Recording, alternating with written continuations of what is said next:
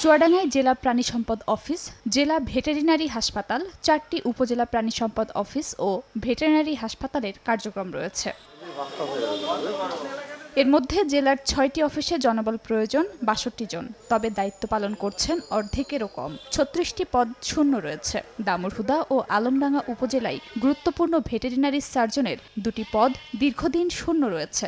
জেলা ভেটেরিনারি হাসপাতালে 5টি পদের বিপরীতে 4টি পদ শূন্য। এই হাসপাতালটির কার্যক্রম অনেকটা বন্ধের পথে। 4টি উপজেলায় উপসহকারী প্রাণী সম্পদ কর্মকর্তার 24টি পদের মধ্যে 17টি পদ শূন্য রয়েছে।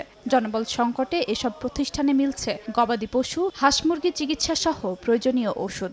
সঠিক সেবাটা নিতে আসলে বিড়ম্বনার শিকার হতে হচ্ছে। এখানে অনেক ভোগান্তি সৃষ্টি হচ্ছে, যেমন হচ্ছে এখানে জনগণ সংকট। এখানে ভিএস না থাকলেই তখনই দেখা যায় যে খামারিরা যে কোয়াক ডাক্তার থাকে তাদের কাছ থেকে সেবা নিয়ে প্রতারিত হয়। ভেটেরিনারি সার্জন এখানে দিলে অতি সত্বর এখানকার মানুষজন আরো বেটার সার্ভিসটা পাবে।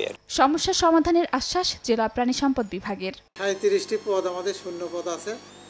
এই শূন্য পদ সত্ত্বেও আমরা আমাদের কার্যক্রম চালিয়ে নেওয়ার চেষ্টা করতেছি। জেলার প্রায় 75,95,000 গবাদি পশু ও হাঁস মুরগির চিকিৎসা সেবার জন্য রয়েছেন মাত্র 2 জন ভেটেরিনারি সার্জন।